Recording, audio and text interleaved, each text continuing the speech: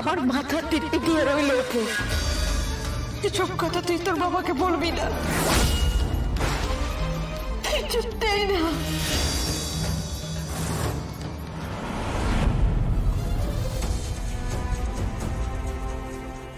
তুমি ঠিকই বলেছো জানো আর্য, অপর্ণা একটু বেশি ভেঙে পড়েছে। কিন্তু সতীনাথ বাবু ভালো আছে, ডক্টর বললেন যে কালকে ছেড়ে দেবে, তাহলে এত কেন চিন্তা করছে মেয়েটা আমি বুঝতে পারছি না।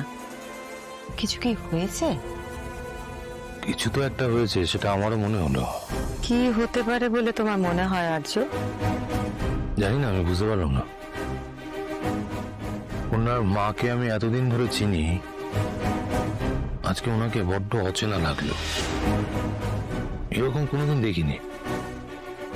রুম্পা মেয়েটা ও কিরকম টেনশনে ছিল, আমি তোকে জিজ্ঞেসও করলাম।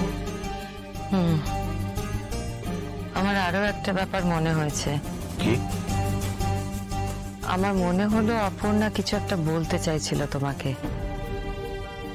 কিন্তু যে কোনো কারণেই হোক বলতে পারলো না বা বললো না। ওকে নিয়ে আমার একটু চিন্তাই হচ্ছে আর্য। অবশ্য জানি না, আমার মনের ভুলও হতে পারে। হতে পারে, কিন্তু একটা জিনিস নিয়ে দুটো মানুষ কি করে ভুল করতে পারে? আমারও তো একই জিনিস মনে হচ্ছে। তুমি বরং একবার অপর্ণার সঙ্গে আলাদা করে কথা বলো, ঠিক আছে? ভগবান করে সব যেন ঠিক থাকে।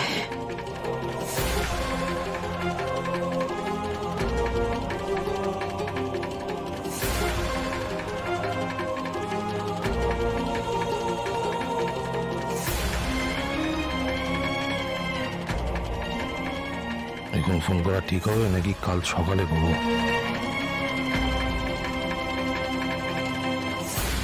ভুল করে তোর বাবাকে কিচ্ছু বলতে যাবি না অপু। এমনি এত রাত্রে আবার যাওয়া নিয়ে আর্যর মধ্যে একটা অস্বস্তি বোধ কাজ করছিল। তারপরেও আমি গেলাম যাতে গিয়ে একবার দেখে আসতে পারি।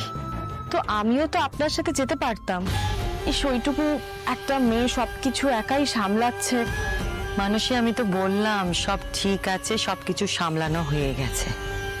না আসলে আমার এখন জেনে মনটা কিরকম একটা করছে।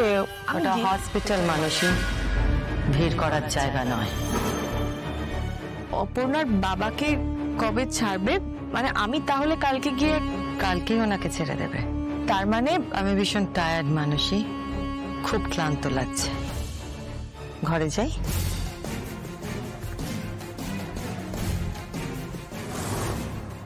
আজকাল আত্মীয় স্বজন কেউ অসুস্থ হলে মাঝরাতে কেউ হসপিটালে দেখতে ছোটে না। উনি ছুটলেন অপর্ণার বাবাকে দেখতে। এমনি এমনি তো নয়। কি চলছে ওনার মাথায়?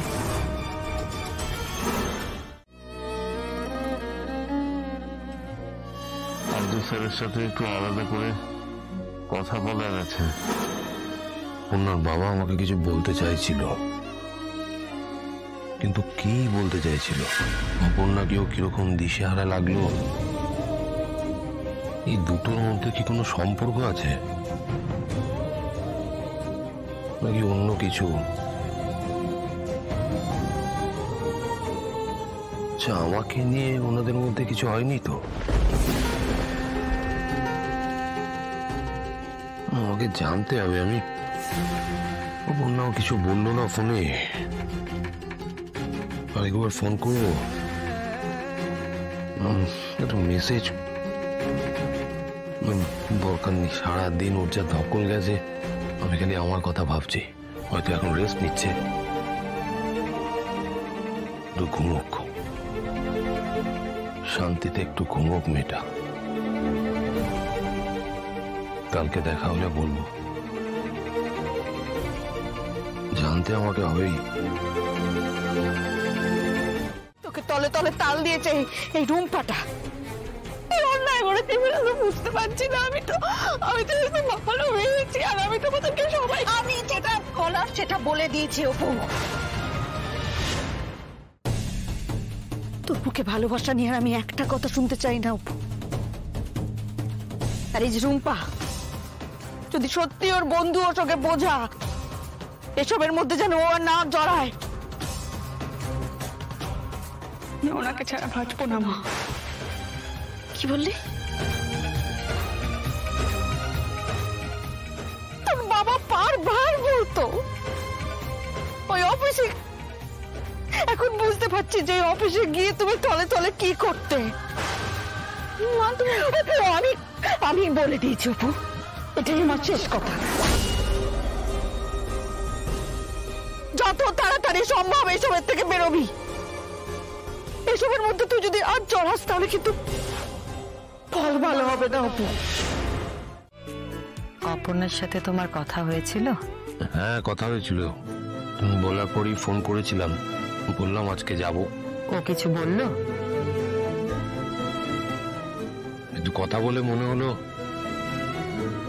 উনি বা আমরা কেউই ভুল ভাবছি না। কিছু তো একটা হয়েছে, হয়তো ফোনে বলতে পারলো না বা আমাদের বলতেই চাইলো না। আমার একটা কথা খুব মনে হচ্ছে জানো আর্য, সতীনাথ বাবু যদি তোমার আর অপর্ণার কথা বাইরের কারোর মুখ থেকে জানতে পারে খুব কষ্ট পাবেন। হ্যাঁ, সেটা আমিও জানি, আর অপর্ণাও সেটা রিয়েলাইজ করেছে। তাই ও নিজেই বলবে ঠিক করেছিল। এই সতীনাথ বাবুর এই ঘটনাটা না হলে ও হয়তো বলেও ফেলতো। শুধু ও বললে হবে না কিন্তু আর্য, ও অনেক ছোট, তোমার ওপর ওনারা ভরসা করেন। আমার মনে হয় তোমার কথা বলা উচিত।